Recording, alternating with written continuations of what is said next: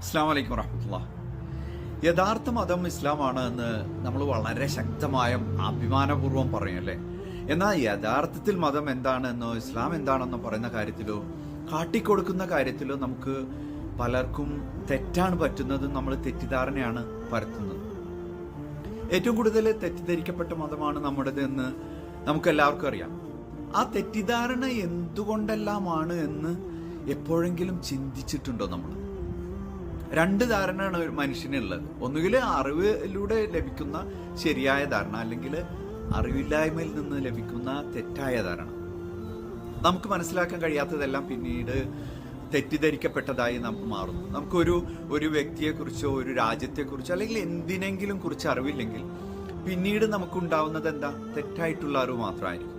പ്രത്യേകിച്ച് എന്തെങ്കിലും ശത്രുതയോ വെറുപ്പോ ശത്രുക്കളോ ഉണ്ടെങ്കിൽ ഏറ്റവും കൂടുതൽ പ്രചരിപ്പിക്കപ്പെടുന്നത് തെറ്റായിട്ടുള്ള കാര്യങ്ങൾ മാത്രമായിരിക്കും, അല്ലേ? അറിവില്ലായ്മയുടെ ബൈ പ്രൊഡക്ട്സ് ആണ് തെറ്റും തെറ്റിദ്ധാരണയും അന്ധവിശ്വാസവും ആശയക്കുഴപ്പവും എല്ലാം. ഏകദേശം 2 ബില്യൺ അഥവാ 200 കോടി മുസ്ലിങ്ങളാണ് ഇന്ന് ലോകത്തുള്ളത്. അതിൽ 1% പോലും ഇസ്ലാമിനെ കുറിച്ച് ശരിക്കും പഠിച്ചവരില്ല. എന്നാൽ ഈ പഠിച്ച 1% പണ്ഡിതന്മാരാവട്ടെ മതത്തെ എന്തോ ഒരു പ്രത്യേകതരം ഭീതിയുള്ള ഒരു രൂപത്തിലാണ് പ്രചരിപ്പിക്കുന്നത്.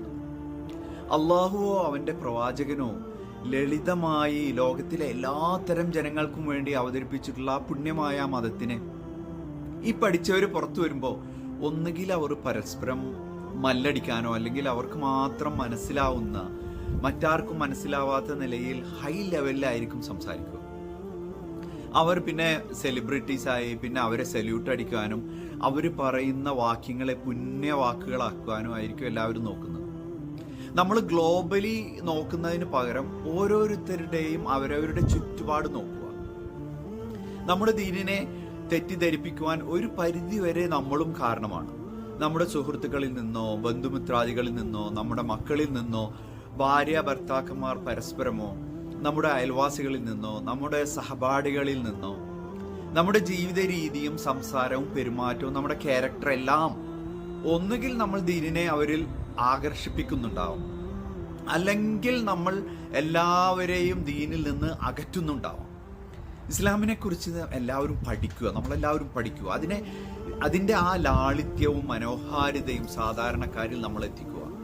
ആകർഷിപ്പിക്കപ്പെടുകയാണ് വേണ്ടത്, അല്ലാതെ വെറുപ്പിക്കുകയല്ല. പറ്റാവുന്ന നിലയിൽ പതുക്കെ മതത്തെ പഠിക്കട്ടെ, ഉൾക്കൊള്ളട്ടെ.